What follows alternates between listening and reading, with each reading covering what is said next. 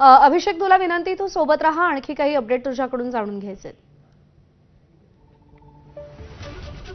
तर माजी मुख्यमंत्री आणि भाजपचे खासदार अशोक चव्हाण यांनी प्रज्ञा सातव यांच्या भाजप पक्षप्रवेशावर नेमकं काय म्हटलंय पाहूया. आपल्यासोबत राज्याचे माजी मुख्यमंत्री अशोक चव्हाण आहेत. मराठवाड्यातून आज पुन्हा एकदा काँग्रेसला मोठा धक्का बसलेला आहे. प्रज्ञा सातव या भाजपच्या वाटेवर आहेत आणि 11 वाजता त्यांचा पक्षप्रवेश होणार असल्याची सूत्रांची माहिती आहे. काय सांगाल? असं आहे की अनेक लोकांना काँग्रेसमध्ये आपलं भवितव्य हे सुरक्षित वाटत नाही. पक्षाकरता निष्ठेने काम करणारे बरेचसे लोक आहेत.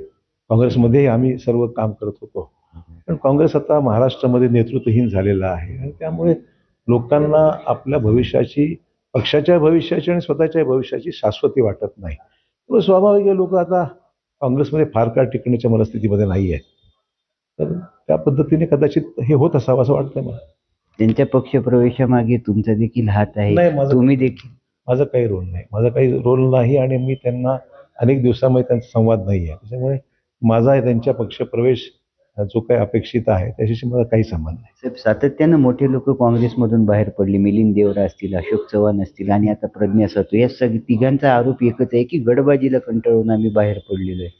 प्रत्येक जिल्ह्यात परिस्थिती वेगवेगळी आहे, परंतु याचं नुकसान असं आहे की निवडणुकीचं राजकारण वेगळं आहे आणि नॉमिनेशनचा विषय वेगळा आहे.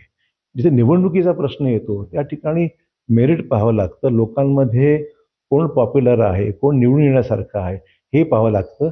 आणि नेतृत्वाला आपल्या कार्यकर्त्यांची किंवा नेत्याची जाण असली पाहिजे. महत्त्वाचा मुद्दा असा की बऱ्याचशा वेळेस काम करणारे बाजूला राहतात आणि काम न करणारेच अपेक्षेने पुढे येतात आणि त्यातून मग वाद निर्माण होतात. मला वाटतं की नेतृत्वाने याचं लक्ष देऊन स्पष्ट संदेश दिला असता तर कदाचित काँग्रेसमध्ये घडलं नसतं. अभिषेक एकबोटे, ABP माझा, नांदेड. तर प्रज्ञा